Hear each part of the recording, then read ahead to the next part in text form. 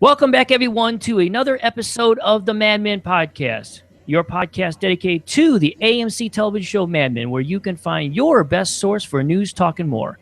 My name is Jeremiah Panhorst, and I'm joined by the one person who told me that she has never ruined a meeting by using the F-bomb, Elise Crane-Durham. How you doing, Elise? I'm good. Is that true, right? You've never dropped the F-bomb during an important meeting, have you? I don't think so. Well, Try to keep it clean. Yeah, try to keep it clean. I'm thinking back to those early days, but I don't think so. Well, if you ever do, I have a great thing that you can say when you guys have your return meeting. Got this great saying. It works every time. Remind me. I'll tell you about it afterwards. Oh, God. Bring the bar of soap. That was so much better. Yeah, exactly. Wow. Well, we are definitely going to be talking about poor Mathis getting fired. Lots of big things happen, of course, in this episode. I thought it was overall, for the most part, a pretty good episode. And it looks like from our report from our intern, Greg, from Jersey, of course, who always looks into some stuff for me, he said that overwhelming, most of everybody was much more favorable to this episode compared to the last one. I think I mentioned that he said that a lot of people were very disappointed with the last one. And it seems like a lot of people changed their mind. The few things I read seemed to be somewhat positive. What did you hear about the episode overall? Did you hear people rumbling? Was it something that you think people seem to enjoy this episode, dislike it? What do you think? I think people are always happy when we get to see Joan. Yes. There was a lot of Joan, so I think that always, pleases everybody. And there was some development in the characters that felt like, okay, now we're moving towards ours. So it felt like something was happening towards a closure. So I think that made people feel a little bit better. I think that last episode, just we felt like we weren't going anywhere. Yeah, exactly. And I do feel that way. The episode before did kind of seem like it wasn't going anywhere that we could tell, at least at the moment. And this one definitely did, and especially, of course, for Joan. I mean, she definitely seems to be moving in maybe in a direction here where we could have, hopefully, Elise, a nice ending for Joan. At least I'm keeping my fingers crossed at the moment. Things look like maybe things could be okay for her, so we'll see how that plays out. But definitely, my overall feeling, I thought it was a pretty solid episode. I mean, it's definitely, I think all of us keep waiting for them to have an episode like last season. I think you definitely could say that the two golden stars were the strategy and Waterloo. And we'll eventually get those. Hopefully it won't be the last two episodes, but it's very possible it could be. But this one I thought was pretty much solid overall. What was your overall feeling yourself? You enjoyed it then? Yeah, no, definitely. I liked, I liked the stuff with Joan, of course. There was some good Sally stuff. We got to see Glenn, who's turned into an incredibly handsome young man. So, and the Glenn Betty stuff was fabulous. So I think, yes, I was satisfied. Good. Yeah, I was too. I really enjoyed this. It'll be interesting to see what some of our listeners had to say, how much they enjoyed it. But I did think it was a pretty good episode. The biggest thing, I guess we could say, well, let's go ahead and give some information about the forecast. It was, of course, the 10th episode in the 7th season. This one was written by Jonathan Eigel. I always pronounce his name right. I'm not sure exactly how to pronounce that. Matthew Weiner, and then the director on this one, Elise, was Jennifer Gessinger, which, of course, she's directed quite a bit of episodes before. So a lot of the regulars that were involved in this episode, and, of course, we're going to see that for the rest of the season, I'm sure. But yeah, I really enjoyed the episode overall. It definitely had this big overall theme of this particular episode had to be the fact of looking into what the future holds and what does that future look like, and where do we go from here? And I mean, this kind of has been an ongoing theme that we've had in the second half of season 7. The first episode kind of dealt a little bit with it too, looking at the life not lived. We had all that stuff with that, and then this episode continues with even more, talking about the future when, of course, poor Don has this task of writing this statement for the company about where they look at their future, and he struggles so much with that. But then obviously it was more about him struggling to figure out where his future is headed. And I really enjoyed it because also too we got to take a look at some other of our characters and where their future headed, especially, of course, dealing with Joan. I'd kind of like to start off and talk about Joan. because this is big news. What do you think? Could this possibly be a true love interest that we could see Joan ending up with? What do you think? What do you think It about Mr. looks Richard? it looks good. He looks, he looks like a nice guy, assuming, he isn't full of malarkey or rapes her in the next couple episodes. Yeah. I mean, he seems like a nice guy. I mean, obviously, he kind of had a little hiccup there with her having kids and not being able to run off to where the Pyrenees or wherever it was he wanted to go. But he made a quick adjustment, and I think he really likes her, and he's fabulously wealthy too. So he probably doesn't have any alternative motives aside from he likes her. So that would be great. Yay, Joan. Yeah, I mean, it starts off very interesting because, they meet while Joan, of course, goes to L.A. I guess we should definitely start with that. She goes to the L.A. office so everyone can settle down. There still is a California office. And what I thought probably the first thing that was most interesting was the fact of who's running the California office. Why did none of us think about this one? I have to admit, I know I didn't mention it. Lou is running the California office. Oh, send him to Siberia. Yeah, Elise, we can't get rid of this guy. And I'd love to see that he's still his charming self, even in the California sun. Yes. But hey, maybe he'll sell that comic book to Hanna-Barbera and we'll be rid of him once and for all. Yeah, I think that was the only thing that I found about the Lou segment there for a second, was that we got to find out he is still pursuing his dreams of becoming a cartoonist, which is great. He had an interview with the Hanna-Barbera people, which I thought was kind of interesting. Joan, of course, found it very interesting because she's thinking, how much time is he spending on worrying about this cartoon thing? Maybe this is why we're having troubles out here in L.A. Yeah.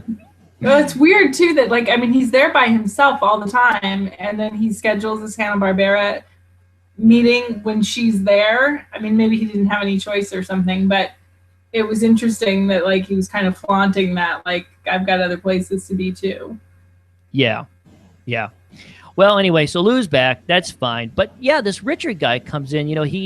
It starts very unusual because, she mistakes him for the client, and then we find out that, he's not the client, but he was kind of playing along a little bit because he found, wow, this nice, gorgeous woman here is talking to me, so I'm going to go ahead and play along with it.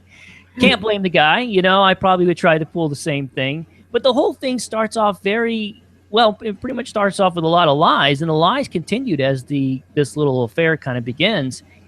But then it ends up in a place where makes me wonder that clearly he really really likes her. I mean, he really likes Joan a lot. And it seems that on the surface, he is willing to change his mind about his feelings about being this, bachelor guy and maybe actually taking a step and making this relationship work. So I'm very excited about the prospect of it because if he's for real about this, which I think he is, this could be a good fit for her. Definitely.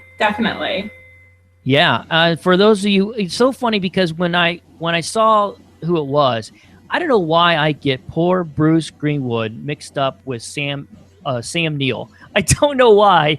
As soon as I saw him, I started writing down, oh, look at that. Sam Neill's and then I was like, oh, wait a minute. That's not right. What's this guy's name? I always forget his name. The last thing I remember seeing him in was in the Star Trek reboots where he played Chris Pike, the Admiral Chris Pike from earlier days of Star Trek, and he played in the movies, which I really liked him in that part too.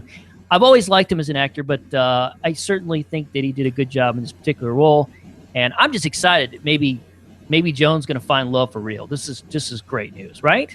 This has to be the best news we've seen in a while.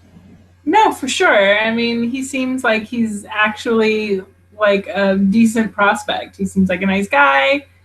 Except for, the golf courses where they should put low-income housing. But apart from that, he seems like a good guy. Yeah, I mean, so that's how he makes his money, right? He buys up properties and, right, from what I kind of gathered, is that's how he makes his money. And, he's telling that story about the golf course. And, yeah, I mean, I don't know too much about it. It's hard for us to kind of judge too much about it. But you're right. On the surface, I think I think he's a good guy. You know, he was willing to. I mean, he held on to his marriage long enough because he wanted to, you know, make things easier on the kids. So I don't know. On the surface, he certainly does seem like he's a decent guy. So I hope so. If Joan's going to have a happy ending, it would be nice to know that she's able to be with somebody that really does care about her, doesn't rape her, doesn't mistreat her, or anything like that, right? Yeah, unless I'm right and she dies in the next 5 episodes, and then this guy gets stuck with Kevin. Yeah, I know. Oh my goodness, that would be so sad. Let's hope, Elise. We've been talking about this for a while. But let's hope that theory of yours does not come true, and she will live happily ever with Richard, and they can, Yeah. you know, obviously not going to live on 12th Street. Apparently, you know. Apparently not. I don't know anything about 12th Street, but it looked like it wasn't good. No, unfortunately, me and you are not New Yorkers, but from what I read, yes, at the time, especially, I don't know how it is today, but at the time, yeah, I guess that wasn't a desirable area necessarily to live in. But that's okay. This guy's got money; he'll find the right place for them, I'm sure. But certainly was a very happy story. Elise, you live in the LA area. Have you ever stayed at the Beverly Wilshire Hotel? I haven't stayed there. I've been there for functions before. It's a beautiful old hotel that was built in the 20s. It's very famous. A lot of, I think they say Warren Beatty lived there for a long time. Steve McQueen lived there. Right. It's beautiful. It's very famous. It's extremely high end. I'm sure it's a landmark. Now, of course, my wife, the first thing she says is, "Oh, that's in Pretty Woman. That's where she was at." I'm like, "That's true." Of course, that's what she would remember. One of her favorite movies of all time. That I probably, because it's her favorite movie, I personally have seen it like a trillion times too. So, so that's by her apartment. That's a very famous place. Obviously, very famous hotel. I'm going to assume that someone like myself probably wouldn't be able to afford to stay night there anyway, right? Maybe a night. Do they have a $99 special over there? No, I doubt it. Maybe a dinner. Yeah, they might have a $99 dinner. Yeah, we actually have a Four Seasons hotel because I noticed that they're owned by Four Seasons now. We actually have one too in St. Louis, and it is also not the cheapest hotel to stay in downtown. It is by far the most expensive. I think the cheapest you can get one there is like about $400, and that's like on a weeknight. So yeah, a little bit out of my price range, at least. But I'm sure definitely Joan can afford it, right? Or the company. Absolutely.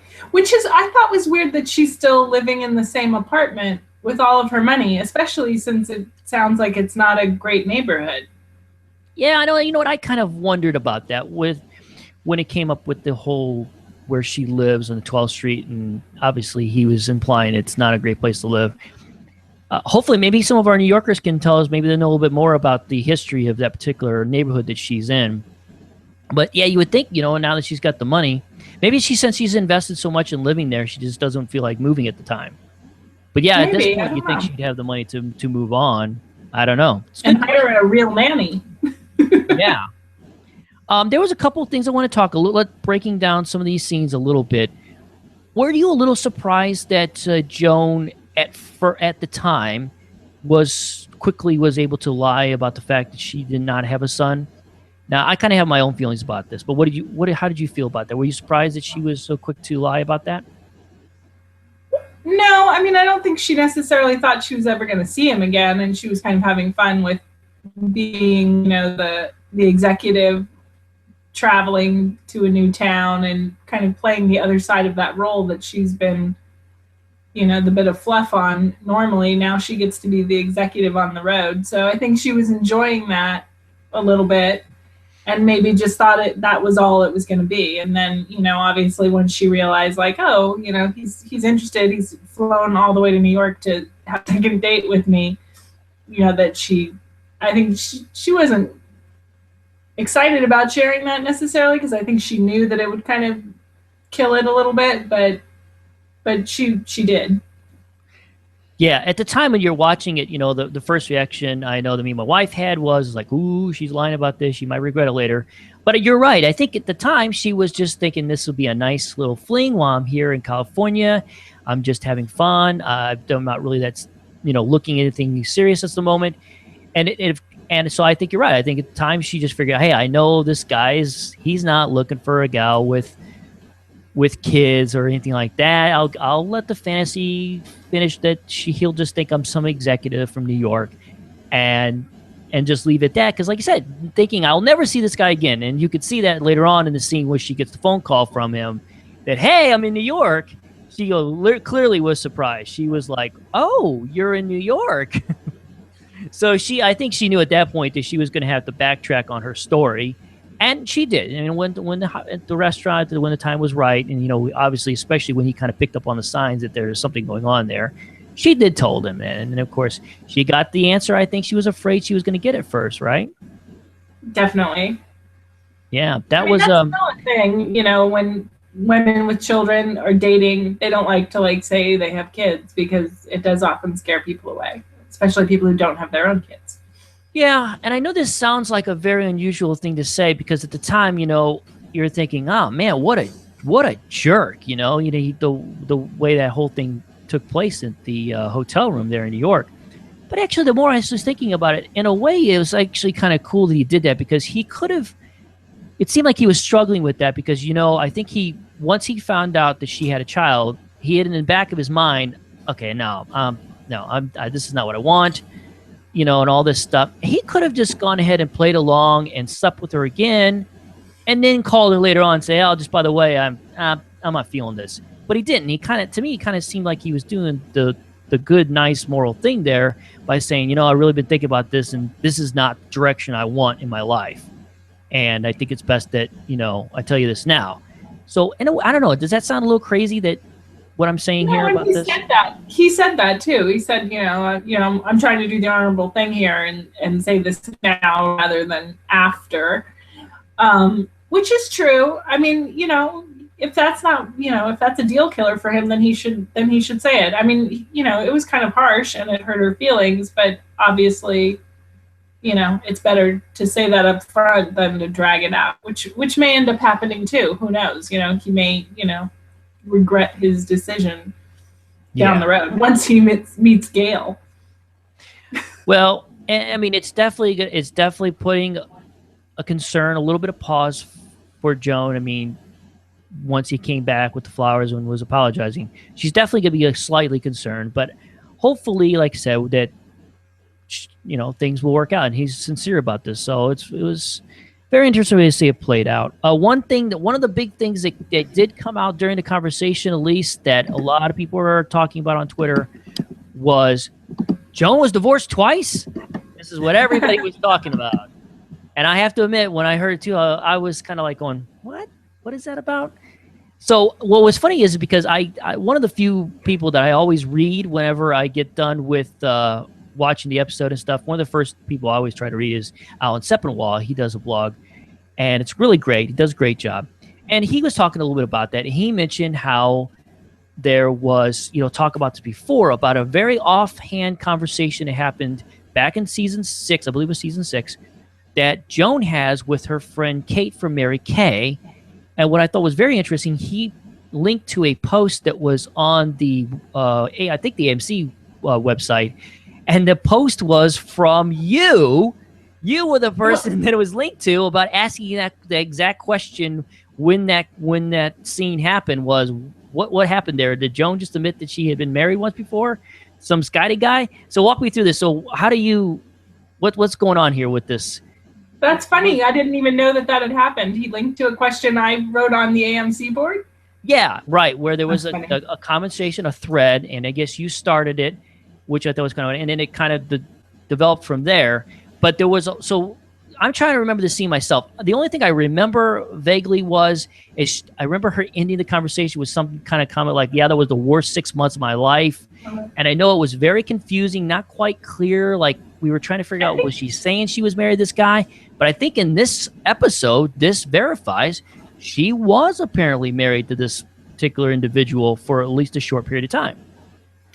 Yeah, I mean, I remember that scene. It's her and her friend after they've kind of been out bar hopping, Right. and they're a little rugged. In the two of them are in bed. The two girls are in bed together, kind of sleeping it off, and giggling and talking, uh, and yeah, and they have that conversation about him, and it's brief and it's passing, but it does. I remember at the time being kind of shocked, and last night when I was making my notes on the show, I was like, oh my god, yes, twice. It's definitely Yeah, been. it's confirmed. So it must have been when she was very young, before she came to New York, I'm guessing, and before she went to college, or maybe right after she went to college. I don't Yeah, know. Still vague details. Yeah, I did not get a chance to go back and watch that scene. I really was hoping to, but I just didn't have time between now and before doing this particular doing the podcast. Just didn't have the time. Well, I'll definitely go back and revisit that scene and see exactly what was said. But that is the scene that that we can kind of go back to as where there was some kind of mention of another man, and this episode, of course, verifies the fact that apparently she was at some time married to this guy. Obviously did not go well, right, Elise? That's one thing we know for sure. No, it did not. Who knows who she must have picked the first time? She's not a good man picker, so. No, not really. She's Not definitely really. struggled in this department. So, but she's going to have reserve now. Things are really different with her because she has the dream job that she wants. She has a child. I mean, things are at a whole different passage for her. She's not willing to just make quick decisions for all the wrong reasons. So she'll take her time with this guy, and if he turns out to be what she's really hoping for, then great. Then she'll go for it, I think. But and I don't know how much more closure we're going to get from this. This might be it, other than maybe some off mention about her going to see Richard or something like that. And hopefully, maybe for her story, it will just kind of end with us knowing that there's a real good possibility that she's going to have a long, maybe lasting relationship with this guy, and the two of them will raise little Kevin together and live happily ever after. At least that's what I'm hoping for. Yeah, why not? Yeah, why not? All right, well, time will tell here, I guess, with the whole Joan and Richard thing, but I certainly enjoyed that storyline. It was just really nice to see that play out for her, and I just hope I got things hoping for the good for her. I really do. I want good things for Joan. So let's talk about Don, his quest to write this statement for the company, and all these struggles that poor Mr. Don seems to be having about trying to figure out what the future holds. Right? Here's not his strong suit. Yeah, this is not his strong suit, that's for sure. So now I want to ask you, when the episode first begins with him in his apartment, which, by the way, I got to give you credit right now. If I remember right, last week you were the first to say, well, he'll probably wind up selling that place now. You called it. I don't remember from week to week what I say. Well, I remember you said he probably is going to sell it. And I said, oh, you think he's going to get rid of the place? And you said, yeah, I'll get rid of it. And here he is. So. Although he looked kind of sad when it finally did sell. He was like, oh, that's over too now. So. Yeah. Whoa, yeah, absolutely he did. So, okay, let's talk about his mood throughout the entire episode. Right away, at the very beginning of the episode, and I don't know if you felt this way or not, but I thought immediately when you see him, like, getting out of bed and just his whole demeanor, his hair is all messed up. Even I know Roger kind of points out to him when they had the little meeting, when he tells him about the writing the statement. Bad. He looks bad. He looks so wrecked. Now, is this just because... I mean, last time we left him, he was with this Diana person who he seemed like he really liked and was ready to take a big step with, moving on from Megan and ready to move in with this lady. And obviously that's not going to work out. So is he just down because of that at this point? Or is he just down from everything because he really is struggling with not knowing what the future holds for him? Because he's obviously not happy. Yeah, definitely. But also, I think Melanie, the real estate agent who is immune to Don Japes for sure, had made him get out before he could take a shower or do anything. And I think he's probably still, going out every night, drinking too much and, running around with random. He's probably, he's tired, he's hungover. That's true. in his general miserable mode. And he didn't get to take a shower and slick back his hair. So I'm used to him looking pretty perfect. So when he's got even the slightest bit decoiffed, it shows. Yeah, that's true. I mean, when Don Draper doesn't look Don Draper, it's definitely going to be really obvious. That's for sure. I don't know. He felt, he just feels very empty and lost to me throughout most of this episode. I really kind of felt that way. And I understand that a lot of that was, it's done on purpose. That's what they're trying to tell us, is that's what's going on in his mind right now. But it really, really came through for sure in this episode a lot. At least I thought so too. Yeah, for sure. And when he's like laying on the couch and he's, the future should be better. It should be better. And he keeps saying that. And I think hopefully that was him processing, like, I need to stop repeating the same, lame behavior. And hopefully next week he'll be moving in a better direction. Maybe him and Melanie will hit it off. Who knows? Yeah, you think back. You had that song, I think it was the Peggy Lee song from the earlier episode, the first episode, about is that all there is, right? And is that kind of one of the things you think Don really struggles with, is that he really kind of, I don't know, he really gets into these things where he's like, what's next? Is this really all it can be in life and stuff? And it's just like, I don't know if I understand this guy too much. Outside of his personal life, which has been a disaster, I mean, he is at least back doing what I thought he loved to do, which is advertising, right? True. I mean, he's back doing that, but I just think it's apparently not enough for him to satisfy that need to feel like that he's going in the right direction in his life, right? I don't know. Well, I think that conversation with Mathis, after he gave Mathis that bad advice, and Mathis came in and basically called him a haircut, and and said he had no character, and he was just handsome, and that's why he's had such an easy way through life. I mean, I think that even though Don just fired him afterwards, I think that he will think about that, and and I think that had some bearing on later in the episode with his conversation with Sally. So, I mean, yes. I think like all of these, little jabs are hopefully going to add up to something at the end. Yeah, I think both the conversation he had with Mathis, you're right, and then also too, I want to talk a little bit about the conversation he has with Peggy when they're discussing, her review. But let's talk about the Mathis thing for just a second, because that whole notion about, well, you live your whole life on your good looks, and that people treat you differently because of that. And obviously that's kind of true. I mean, a lot of people, well, I'm so good looking myself, I hardly have to do anything. People just do whatever I tell them to do. So, because I'm so good looking. Oh, wait, you know what? Hold on, Elise. I'm thinking of somebody else. Never mind. But no, I mean, it's true. A lot of us have probably said that before, whether we work with someone or we know someone in our life that's a very good-looking person. It does seem like, they don't have, there's certain things in their life that comes a little more easier for them because they're good-looking. Sally points out to Don about how people give you attention, and then of course they can't help but gush all over it because they're getting attention, right?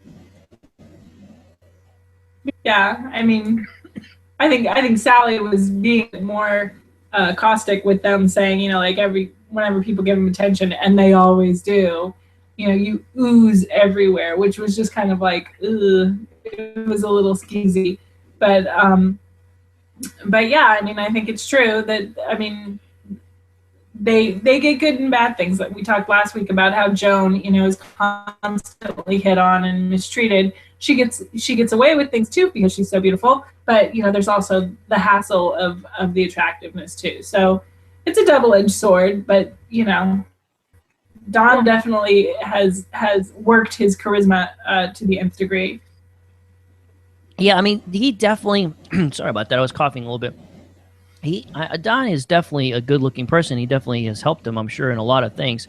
But he's also a very well-spoken person, and I think he knows how to get what he wants by his words as well. So I don't think it's just that, but it certainly is giving him pause to think a lot about things. And I did love his advice that he gives to Sally at the very end that, you know, you're a lot like us. You're a very gorgeous kid. You're a beautiful girl. And that it's up to you to be different, you know, and not to be like your mother and your father, and to, you know, do that for good. You know, don't take advantage of her or things like that. So I thought that was great advice that he gave to her, certainly in that particular point. So I don't know. It was interesting. I don't know. I've never really thought of this whole concept too much about with Don Draper, but I could definitely see that for sure. So, all right. Well, let's talk about his conversation though with Peggy, because I thought this was very interesting. She comes in for her review, right? And she is wanting she didn't want to do her own review. She wanted somebody to do it for her, and so she asked Don to do it, right? And of course Don starts pushing her because, you know, he's struggling with this whole thing, trying to figure out what the future holds. So he just figures, you know, he's going to test her as well, like he's been doing with everybody else. But what I thought was kind of interesting that came out of this conversation was that,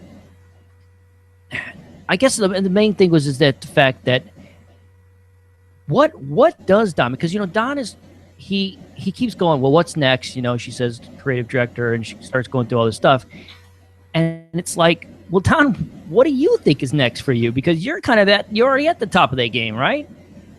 What is next for Don Draper? You know, it's weird because I think for him, he doesn't know what else to look for. He had the wife and the family, then he had like the young, beautiful wife.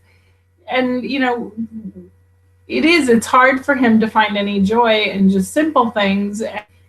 He hasn't found any joy in the things he's done in the past. So I think, you know, he's completely lost. He doesn't know what to do, which is why he goes, he uses Bob Benson's coffee trick and goes into Ted, which really cracked me up, him with his 2 donuts trying to work his way into Ted's office. Oh, that's right. I didn't even put the 2 and 2 about the Bob thing. You're right. I forgot Bob did that. That was funny because Meredith's like, "Can I get you some coffee?" And he sees Ted and he's like, "No, I'm gonna go get 2 coffees and be Bob Benson." But anyway, you know, I think he's lost. He doesn't know the dream that he had of coming to New York and having the life that he saw in the magazines and the movies out to be false, and he doesn't know what else there is. Yeah, and I'm glad you brought that up too, about this dream of his as a kid, because I know we talked a little bit about last episode when we talked about that conversation he had with Diana in the bedroom about New York and living this fantasy, like the only thing he wanted to do in New York. Well, I don't know if you noticed, but when his conversation with the kids when they're at the Chinese restaurant, he brings up that point again about he said, at the time I didn't know what advertising was. I just knew I wanted to be in New York. And I was thinking, you know, when he's talking to Peggy about dreams or and goals for her, and he's talking about these people, he's trying to talk about what the future holds. What's the next thing that you can shoot for? And I started thinking, you know what? Here's a guy who he grew up in this terrible childhood, and the only thing he had was the movies and magazines and stuff, and he fantasized about this amazing place called New York. And the only thing he knew in his life is that he wanted to go there. He thought that's the place to go. That's where you make it. And that's all he had. He had no other dreams. He didn't have any other thoughts. He didn't know what he was going to do. And I think what it is now, he's at a point in his life where, he's at the top of the game that he chose, to get in advertising. But is it really what he wanted? Is he really what he didn't have a dream. He didn't have a dream. Like, when I was a little kid, I dreamt about, I wanted to be a director or an actor. I wanted to be either an actor or a director. I wanted to make movies. That was my dream, and obviously I failed at that. But I had that dream, I didn't have, my only dream wasn't to just say, well, someday I just hope I can live in New York. That was, I guess it's a fine place to pick to live. I'm at a point in my life now, Elise, I've shared to you offline, I want to live somewhere warm. Okay, that's a goal for mine. But, it's to live, where are you going to live is one thing, but what you're going to do for the rest of your life? What's going to make you happy, with your life? That's the big thing that every human being wants to know. And poor Don Draper He never had that. Like I said, other than the New York thing, that's all he had. Yeah. What I'm saying is that part of the problem? Is that's kind of part of the problem, you think? Well, I think he just didn't fill it up. I mean, I think he thought, like, I want to be, sophisticated and live in the big city and be successful. But there was no. But that was it. He doesn't understand, like, any of the other stuff. When you're raised in a whorehouse, you don't have a lot of examples of what your life to look. So, I think he doesn't understand that stuff. Maybe he's going to now. Maybe now he's going to be like, oh wait, I need to dial this back and stop thinking big picture and think small picture. But I don't know. A lot of people said a lot of things to him in this episode, basically saying, get over yourself. You need to, focus, and maybe he will. He's going to be writing that 100-word future report. So maybe in doing that now, with all the input he's had, he'll make some self-realizations. It's not too late. Well, I mean, obviously that's where we're heading. We're going to head to the point to figure out what if anything is Don looking to be the next thing that in his life.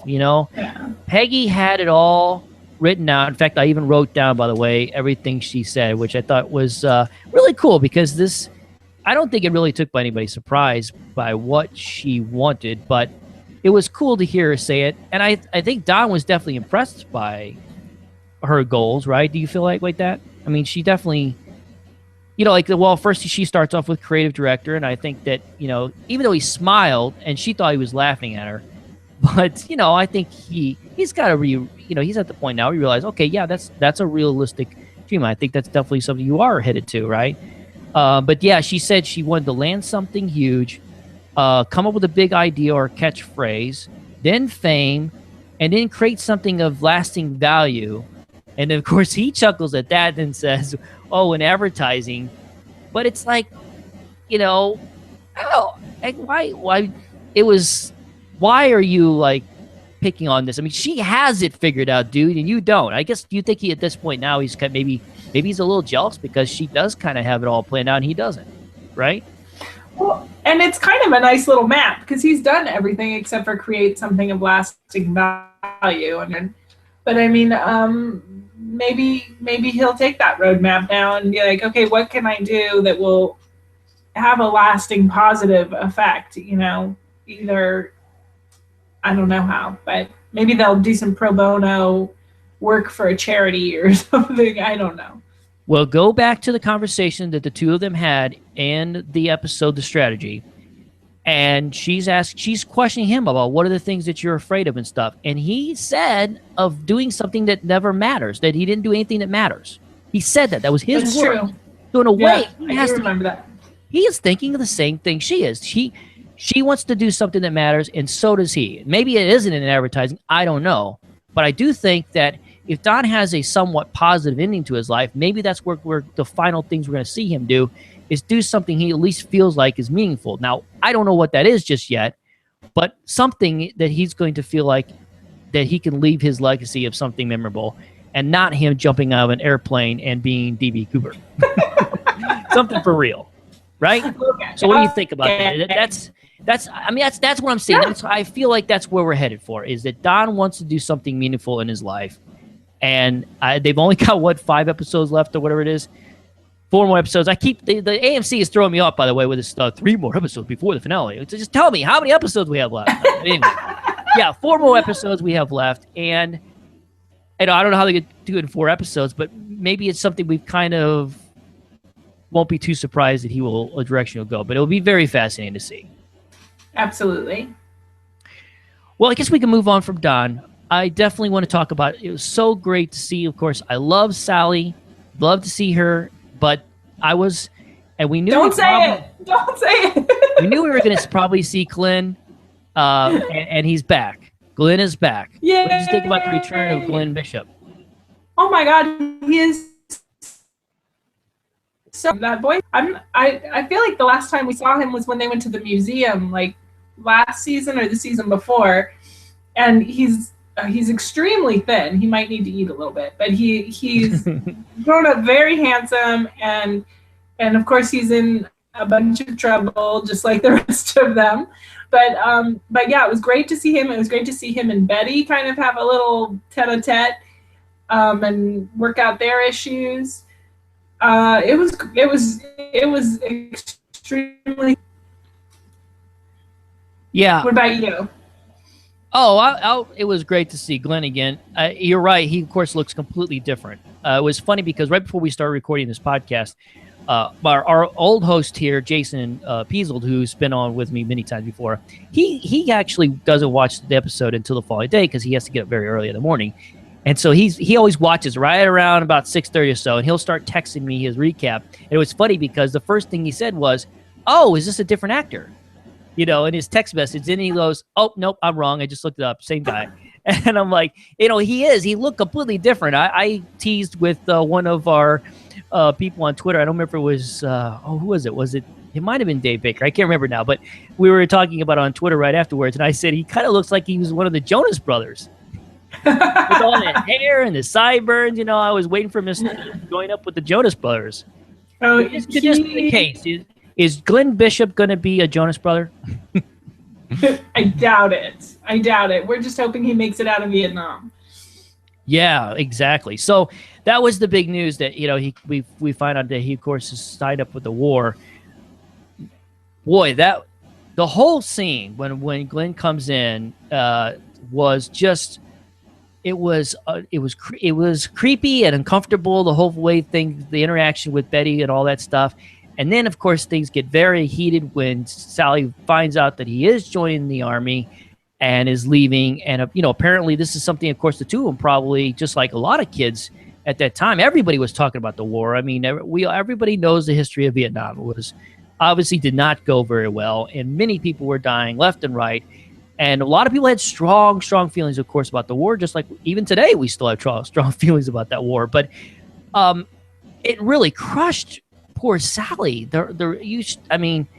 She was so clearly upset. She was first upset to see her mom kind of flirting with with Glenn, and then she gets the news that her friend is going to be going off to this terrible war. And as we all know, a lot of people did not come back from that war. So, how did you feel about that whole scene? It was kind of uncomfortable at times to watch, wasn't it? It was, but I think it felt very genuine that, that Sally initially, they are fresh off Kent State, and that Glenn had this, huge reaction. And she does earlier say something about, see, you did fine in finals. And then later we find out that he did not do fine in finals and was failing out. And his way of getting around that, I don't even think he would have been drafted at that point of, having to admit that he was failing out of college, was to join the army and go to the war, that then everybody would be happy with him. So, it was an amazing scene, and there was a lot going on there. And the whole thing with Betty, and, he was like, and she was like, you look so different. He was like, yeah, she didn't even recognize him. Yeah. She didn't even recognize him. That probably was one of the best parts. And she's like, oh, who is this friend of yours? And she's just like, it's Glenn Bishop. I live down the street from you. And the look on her hair. Yeah, the look. You like my Joe Bro hair? The look on her face was like, oh, wow. Oh, and then she's like, oh, you guys stayed in touch? Yeah, Mom, we've been pen pals. Yeah, we've been writing each other. It was a great scene. It was definitely awkward at times, but I think the part, just seeing Sally's reaction to the whole thing was really hard, and especially later on when we see her trying to contact him, and she starts crying and stuff. That was so sad. Well, I'm sure she felt terrible. She had yelled at him and said some pretty rough things to him, and then she realized, like, he's going, and I may never see him again, and I want to, say some other nicer things to him if this is the last time I speak to him. Yeah, she went all Jane Fonda on him, and then Jane Fonda. I'm a big fan of Jane Fonda. Now, I guess we should have known eventually that someone would, that at some point they were going to drop a Jane Fonda reference since she was so big and advocate against the war. So that was funny. No, yeah, now help me out here, because the next time we see Glenn is when he comes over to apparently make a move on on Betty Draper. So did he mention anything? Because I guess I should have paid more attention. So do we know, did poor Sally get to say that goodbye? Should we just assume that she did eventually get to say goodbye to him before he left? I don't think we know that. I think she was leaving like the next morning, early the next morning for her 12 states in 12 days or whatever. So right. So I kind of assume that they didn't talk before she left, but he knew that she was gone. He came knowing that she was gone so that he could be with Betty. He's probably been planning that for a long time. Yeah, well, I'm hopeful that she did, that he called back, and because I felt so sorry for her, because she was so devastated that she didn't get a chance to really say goodbye to him, because I'm sure, just like anyone that goes to the war at that time, everybody was worried about whether or not they come back or not. So yeah, I'm sure they'll be able to write each other. Yeah. Oh, yeah. Absolutely. She'll keep in touch with them, and I don't know where the future. A lot of times people wonder whether or not him and Sally would become an item. Obviously, that they're way past that, and they're more like a brother and sister almost, or at least they're definitely good friends. They care a lot about each other, and I would definitely assume that they'll keep in touch. I mean, she's going to be, saying prayers for him, I'm sure, every night that he'll come back okay. Now, I know you don't like me calling him Creepy Glenn, but you have to admit that when he comes to see Betty, I mean, that was a very awkward moment when he kind of, kind of comes on to her there. Yes, he's trying to approach her. So I guess, you think back, this kid, man, oh my gosh. See, he's, did you notice how he actually calls her Mrs. Draper? And he knows that she's no longer Mrs. Draper, but he called her that at that point when he first sees her. And it's almost like I'm thinking this kid still visualizes this lonely housewife who, is obviously not happy. And I think he always felt like, well, maybe now he could make her happy, I suppose.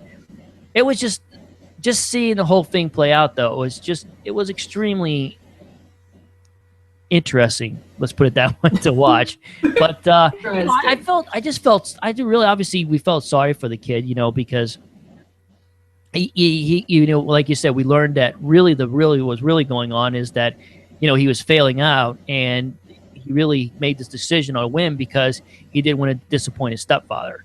Now, I don't know if it's just because he's terrified of his stepfather or what the situation there is, but he certainly obviously did not want to disappoint. And it's like, oh man, this kid is going to war. Oh, for that, it was terrible to hear. I know, it was bad. I've always thought Glenn has like some serious mommy issues that he kind of transferred onto Betty, and of course she's beautiful, and so she's kind of his ideal, and yeah, he just went back to her because he was looking for approval, and she was the only one who was telling him he was doing things right, which is what they had before. So I think he wanted somebody to say you're doing the right thing, and even if he knew he was lying to himself, because he was kind of, I'm protecting everyone in America, and trying to get himself up into that before he copped to the truth. Mm-hmm. So Betty is a good place for him. She does. I mean, even in all this, she still kind of was like, it's okay, and you'll be all right, and we're all here for you. The mother instinct. Well, once they got past the whole, hey, nothing's going to happen here. Then the mother instinct took in there, and she was trying to console him, I guess, as best as she possibly could. I don't know if Glenn realized that he was speaking to someone who's going to be studying psychology. And I mean, really think about it, he came to the right person to talk to. Absolutely, Right? absolutely, You know, because this is what happens to absolutely. Betty, Elise. You know, people come to her and want to talk about their Tell her problems, things. you know, and tell her But you things. know, the good thing about Betty was is that she really internalized that conversation, and then when the boys come in afterwards and they've got their like toy machine guns, she Yes. takes them away from them and she puts them in the trash. So Yeah. that's as radicalized as Betty will probably I ever was gonna get. say But that's got to be the most radical you've ever seen Betty Draper, but oh man, that's her with the picket sign. You know, she has some good motivations. You know, she's a person in transition. yes, she's transitioning into a better person. That is for sure. Exactly. Be better. Absolutely. Well, we'll see what I mean. I don't think there's going to be too much more to come out of this story as far as where Glenn's concerned, but we'll probably be more left up to our imagination. But hopefully the kid comes back and will be okay, and well who knows? But so Yes. now, is there anything else? What are we missing? Is there anything else we want to talk about with the whole Sally and Glenn thing? I don't think so. I don't think so. Okay. Well, very good. All right. Well, there's a lot of other little things we could definitely talk about. One of the things I want to ask you, by the way, now, we and you, of course, are big fans of Meredith. We love Meredith. She's so sweet. But man, oh man, everybody was picking on this poor girl in this episode last night. I mean, she every time she say something, they'd be like, "Shut up," or "Go in the other room," or get out of here. I was like, and she's always like, "Okay," and just does it. Poor thing. She had some good ideas though. She was trying to, be a facilitator in his speech writing, She's like, it'll be like the world's fair. That's how I think the future will be. She's like, she's there trying to facilitate as best she can. That's true. She is. She is. Oh, okay. So, poor Mathis has been fired. Oh my goodness. Wow. Didn't see that one coming. Well, he said he knew what was going to happen when he walked in there. He was furious. No. Right. When he comes in and closes the door when Don Draper wants to have a talk with him and starts yelling at him, I knew that was not going to end well for him. I'm just saying, though, if you told me at the beginning of the season, let's do a firing pool, who's going to get fired? Whew, I don't think I had Mathis on that end, right? No. I especially after he set Peggy up with his brother-in-law or whoever that was. Oh, that's right. Yeah. Yeah, I don't know. I mean, he basically threw himself on his own sword there, but he was furious, and I think he was a little bit fed up. So, well, I think he thought he was going to be fired anyway, taking him off the business. Obviously, the peanut butter. The Tinkerbell cookies and all of that had gone badly twice now, and he had been asked to be taken off the business. So I'm sure he figured he was going to get fired anyway. So he might as well go out screaming. Yeah, exactly. Yeah, the whole thing, the way it came down, obviously, apparently him and Ed get into it during their first meeting, and he drops the F-bomb, and of course that disturbed the clients, which is rightfully so. Even in today's society, you don't drop F-bombs in front of your clients. It's probably not a good idea, and then he seemed to be touched that Don, took his side a little bit there. But, the funny part is I didn't think it was more of Don just taking his side, of more just he's trying to keep cool heads here. Let's calm down. You start putting new people on the clients, like he said, we'll look like there's a problem here. Let's not do this just yet. So I think it was more of that than him actually sticking up for like Mathis, like he thinks Mathis is this great worker, and wanted to like stick up for him. And then of course he comes for this advice, and Mathis is the kind of guy. Mathis is a lot like me. My reaction would have been, when I see the clients next time, I probably would want to apologize. Maybe that is not the right thing. Maybe you shouldn't just come out and just say it. But that's just the kind of guy I am. When I mess up with something, I want to immediately say, hey, you know what? I shouldn't have said that. I'm really sorry. I hope I didn't offend you. And that's the funny part was poor Mathis was thinking that's what he should have done. And then when he does the joke or the line about, well, you can't believe you two guys. Every time he said it, by the way, I was just laughing so hard. the look on his face when he says it, the look on everybody's faces was great. But my favorite might have been Pete's. Yeah, just like face.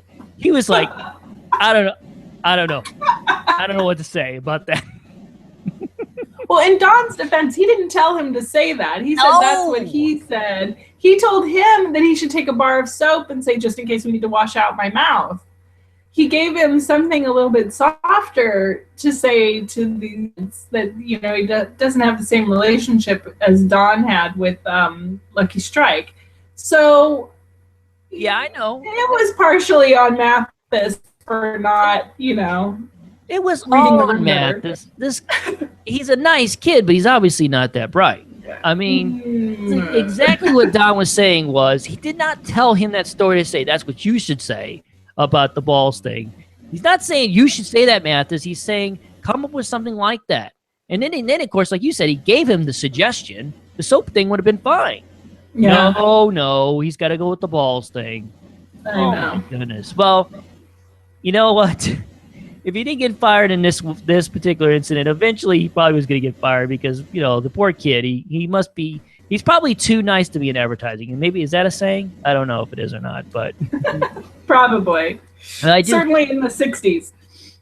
Yeah, and it was a nice plot-driven thing to continue the theme about when, like you said, he comes back in with his conversation with Don and, you know, throws that whole, you know, well, you're a good-looking person, and that's why you get by with a lot more stuff. So it worked. It fit in perfectly nice, and it was certainly left for some great comic relief in the episode because I was laughing very hard when he did the joke. I was like, oh, I can't believe you just did that. That was not going to work. No, absolutely not. No. So, all right. Well, let's see. I guess like I said, we don't need to talk about Diane thing. Oh, I know it. Oh, real quick. The scene, though, by the way, when Don runs into both Pete and Peggy, and they were telling him about what happened in the meeting. He's thinking about buying a candy bar, and I thought to myself, well, he's got to buy the Hershey's bar, right? Yeah, he needs some love. He's definitely going for the Hershey's. We all know how much Don loves Hershey's. Yeah. Oh boy! And then now you have a note in here about the traveler's check thing. I guess I didn't pick up on this one. What was that about that you want to talk about? I loved the scene between Betty and Sally when Sally's signing the traveler's checks, and she's being a smart mouth kid and just being like, you know, well, anybody can just forge your signature, you know, which is totally true. If people don't remember traveler's checks, I remember when I first went to Europe, I had to take. And it's true. Anybody can forge your signature, but that's true.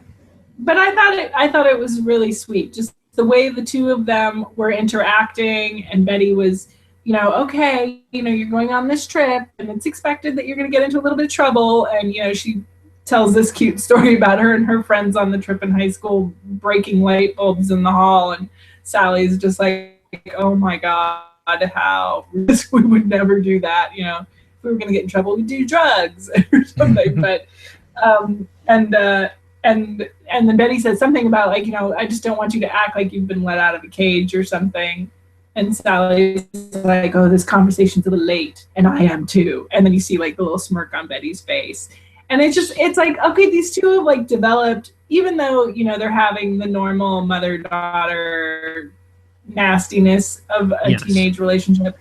They enjoy each other, and they do care about each other, and they've come to a place of understanding one another, even though points they're playing with each other there, and it was really wonderful. It felt very real and genuine. Yeah, exactly. And I did. That's one of the things I took away from this episode, especially with the Sally stuff, was I really enjoyed just seeing that reaction, like the interaction with Betty again, and then of course later on with Don. Because, you know, she's a very bright young lady. She clearly knows all about her parents' flaws. And I just think that, you know, when people probably are wondering now, what's going to happen with Sally? And I don't know. I've joked a lot of times about, well, she's just going to need a lot of therapy. But honestly, I think she's going to be okay, because I think she's smart enough to look at those mistakes that her parents have made and take Don's advice there at the very end of the episode and really make something better of her life. And I really think she's going to do that, right? Do you feel good about Sally? I do. I mean, I feel like she's called her parents multiple times on their bad behavior. She's not internalizing any of that stuff. I mean, she's definitely said everything that she needed to say. and they've responded in whatever way they can. So, and I mean, it's getting better and better. Obviously, her and Betty have found, a way to speak to each other and some love in their relationship. She struggles with her father because he's this, but I think, she genuinely loves him too. I think she'll be okay. Yeah, I think so too. Well, but a little therapy wouldn't hurt. Yeah, that's true. A little therapy wouldn't hurt. And it will be fascinating to see how things kind of go, because like you said, that very end scene when Don's apartment is now sold, and you're right, he's got that look of what's next, what's going to happen, and that is obviously the direction we're going to be going here, is to see what's going to happen with our man Don Draper and his family and the rest of these characters that we all love so much. Let me quickly blow through some of the historical things I thought was kind of interesting, fun. Of course, I've been doing a very poor job about this season to talk about this stuff, so I'm going to make sure I try to do that in this episode. Of course, the final song was The First Time I Ever Saw Your Face by Roberta Flack, which first appeared on her 1969 album, First Take. Of course, my wife, she was quick to point out about that's one of her favorite songs. It is a good song. I really do like that song. It's first time ever I saw your face, though. Oh, is it? Oh, I'm sorry about that. Very good. Thank you. See, you could correct me. Yeah, very good. So that was the closing song. And let's see, Sesame Street was mentioned, which, of course, first year in broadcast was in November of 1969. And a little bit more research, I found out that they won a bunch of awards after that first year that they aired. It was a huge hit, of course, and most of us, of course, all grew up on the show. Or at least people in my age bracket definitely did. And, of course, kids still watch it today. Yeah, it premiered the same year I was born, and I think I watched it from beginning till I was ready for Zoom or whatever the next show was, Electric Company. Right, ready to move on to something else. Yeah, big show, and that was kind of cool that they kind of mentioned a little bit about that. Let's see, they mentioned the New York Ryan Playland. Were you familiar with that? I feel like they've mentioned that before, maybe when they were still in Ossining. Oh, did they? Okay. I think so. I'm not familiar with it, but I've heard it mentioned. I've obviously never been there. Right. I recognized it because I remember doing research many years ago because of it's actually a place that is a big part of one of my favorite movies, Big, from the 1989 film with Tom Hanks, where, of course, I'm sure many of you know, he, turns back into a little kid. And the Zoltar machine is at the Playland. That's the place that we're talking about for many of you that remember that. But that place has been used in lots of different film and television, I think. So it's very well known. Very well known. Let's see. Sally mentions the Kent State shooting on May 4th in 1970. For those who may remember, that was a terrible scene that happens up there, where I think they said four kids were killed when some soldiers or something like that. Or they were shooting at the kids, for they were protesting or whatever. That was a big moment. I don't know if you noticed it, but she briefly mentions it offhand when she talks about how Glenn cried when he heard about what happened at Kent State. So they called in the National Guard. Yeah. Yes, that's what it was, a National Guard, right? And they were fired upon the crowd. I guess, unfortunately, some people got killed. It was obviously a terrible, terrible moment in American history. Very sad thing, too. So I thought that was worthwhile mentioning. Bobby mentions that he wanted to watch Brady Bunch, which first season began in 1969 as well, huh? Yeah. My wife. Yeah, all good things came from 1969. Me, Brady Bunch, Sesame Street. I guess so. And those are some of the big things I wanted to mention. Was there anything else that you noticed that in the episode we thought would be fun to mention? No, I don't think so. I think we covered it. Okay. I'm going to have the link in the show notes for this episode, which of course is 86, where there's some more detailed information. It's pictures with Gothamist.com, who I always go to for all my information when it comes to historical stuff. So definitely make sure maybe you, if you really are into it and you want to look at it, there's some good stuff on there. And I'll have that link into the show notes for this particular episode. We did have a few questions. So let me go ahead and mention some of those real quick and see if some of them we haven't dealt with. Dave Baker, 61 on Twitter, who, of course, has been listening to the show. Dave always is good with us for some questions. He wanted to know from us, what was more shocking, Glenn's enlisting, Joan finding a new boyfriend, or Glenn making a move on Betty? What was more surprising to you, Elise? Maybe enlisting. I didn't see that coming. I didn't see him failing out of school and enlisting in the army. Yeah, I guess I'd have to go with that because I guess in a way I wasn't too surprised that poor Glenn still had a thing for Betty Draper. So, excuse me, Betty Francis. He's got me saying Betty Draper. So I guess the enlisting thing that kind of took me off guard, and I didn't see that coming. So there you go, Dave. That's what we think. And then we also got a question from @PickDave. Dave Pick asks what is the only what? Oh, he said what was the only one? He wants to know, was he the only one who had the WTF moment when he recognized Barton Weiner as, of course, he calls creepy Glenn. I know you don't like that term, but he's a creepy Glenn. Stop it. Besides getting older and lost a lot of weight. Well, we kind of talked a lot about that. I think we all kind of had a little bit like, what? Look how he changed so much. I think we all had that WTF moment. Yes, he did. Yes. He really did look very different. I did not recognize him. I did, but I didn't. You know what I mean? It was quite a shock to see him so grown up. Matthew must be so proud of him. I'm sure. He's a handsome devil. I guess at this point, we don't have to remind our listeners that is Matthew's son, yes. Martin Weiner. I guess we don't need to mention that, right? All right, so the last thing we had... He's going to be getting some fan mail. Yes, exactly. I'm sure there was a lot of young ladies who saw him in the episode and go, well, he's quite a looker. Yes, indeed. Young Weiner. And some middle-aged ladies, too. Yes, some of the middle-aged ladies, too, yes. Let's see. And then the last one we got from DRen861 on Twitter. Don is still the good nothing ladies' man. Do you think Don has a fear of getting old? And then she also, by the way, goes on to say he also refuses to update his style, or maybe Don isn't so much afraid of dying, but afraid of dying out. I think that's pretty well stated there. What do you think about that? Is Don more afraid of dying or just dying out? I don't know. I don't know if he does things. I think he's locked into that presentation of himself, of the fantasy of who he wanted to be, and that's, his ties get thinner. He pretty much maintains the same look of, the image that he always wanted to be. So I don't know if he really, thinks that much about. I don't think he's afraid of dying. Yeah, he's more afraid of living than he is of dying. Yeah, I know. I agree with you. I have never had I can't really think of a time where I remember him giving me the feeling that he is afraid of death necessarily. But I do think, obviously, there's lots of signs of him feeling that he doesn't want to be, he definitely worries about his image and worries about what people think about him and how he looks to people and things like that. So the dying out thing, I don't know.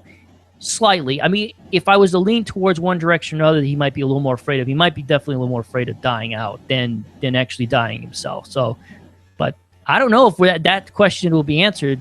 If Don was to do like a lot of people think that maybe he was going to kill himself, if that does wind up being the direction he goes, then apparently he's not necessarily afraid of death if he's willing to do that. But it's hard to say. But I definitely don't think that he's more of a death afraid kind of guy, and more of just being afraid of where he's going to be. We talked about so much of this episode. Don is afraid of what's going to happen to him. Where is he going to go? What's his next move? So what's his life gonna? What's the legacy? What's going to be on his tombstone? Is that what he seems to be worried about? So I don't know. Poor guy. It's funny that he feels that way because I guess all of us sort of kind of wonder about what people will say about us when we're gone, I suppose. But I don't ever really sit around and worry too much about whether or not I'm going to do something significant in my life. I'm sure all of us would like to be that person that does something major and be remembered by, but it's not necessarily a goal of everyone's, I'm sure. But it definitely is something that Don Draper thinks a lot about, I guess. Yeah, unfortunately, he doesn't put enough time into thinking about having people like him. Yeah. It'd be nice just for people to say, oh, that was a nice guy. I don't think there's a lot of people who are going to describe him that way. I like that. You're right. He is not going to be someone they're going to sit around and go, What a heck of a nice guy. That Don Draper. What a swell fella. Yeah. Yeah, you're right. He's not going to have that legacy for sure. No, he's... Well, we will see what the legacy of Don Draper will end up here very shortly, as we only have 4 more episodes left. And I think this is a good start for us to go ahead and close things down. Of course, me and you got started late again because this little Google thing does not like me and you whatsoever. Apparently is not a fan of the Man Men podcast whatsoever. Well, hopefully maybe next week we'll have a little bit better luck, because obviously things didn't go very well with that. But definitely thank you for everyone who did join us to watch this live. We really appreciate you coming on and doing that. Anyone who would like to do this next week, we will be here at 8:30 Eastern Time live at madmanpodcast.com/live. So it's very easy to remember. You definitely come over and check it out and watch the show. Of course, you can always check it out in the archives if you wish. So you can watch us on YouTube, which is madmanpodcast.com/YouTube. You can watch it there. Or, of course, if you want to, you can just listen to us and subscribe to us through iTunes at madmanpodcast.com/iTunes. Elise, how's things going with the blog? Have you been writing anything recently? Yeah, things are good. You know, I'm in and out with it. I haven't been writing enough Mad Men stuff, so I think I might do something of what direction I think it's going in so far. So there should be something up in the next few days. Well, if somebody bothers you, you can just say, "Oh, here, I talk over an hour every week with this crazy guy from St. Louis. Go ahead here, listen to this." Listen to this. This is what I'm talking about. I will tell you, last night after we watched the episode, my husband and I came up with a new prediction that Ginsburg is going to come back and just blow up the whole office. Wow. Ginsburg blows the whole thing up. Well, you know, it's because it could happen. The computer. That's right. He's going to blow up the computer. Yep, I could see that happen. I like that theory. You heard it here first, folks. Elise and her husband has predicted that we will see Ginsburg sneak into the building with some dynamite or whatever explosives and blow the entire Sterling Cooper and Partners floor to oblivion. Now, I don't know how many people are going to die in this, but it's probably going to be, it's not going to be pretty. No. It's terrible. What an ending that would be. Wow. I hope Matthew's probably listening to this going, "Oh no, they figured it out." Oh man, Ginsburg, man, probably he is a little not, crazy. But you know. Well, I'm on board for that idea. No, I'm just kidding. I don't want to see people die. That'd be terrible. All right. Well, anyway, that's it for us. Definitely make sure you join us again. Elise, thank you again for coming on. Make sure that you follow Elise. If you don't by now already know, she's at Elise CD on Twitter, right, Elise? That's right. Very good. And you can definitely follow the show on Twitter. We're at MadmenCast. Or if you want to, you can follow me. I'm at J Panhorst. So either way, I love talking about Mad Men. So anytime you would want to do that, by all means, do that. We definitely look forward to hearing your feedback. Thank you for everyone who sent in questions and send me emails and do all this stuff. I've been so enjoying talking about the final season of Mad Men. Talking about it makes it go a lot easier than sitting around dwelling about the fact that we've only got a few more episodes. So this is a therapy in a way, right? A little bit of therapy for us. So, all right. Well, Lisa, until next week, you have a good one, okay? Bye, Jeremiah. All right, everyone. Take care. Remember to stay mad.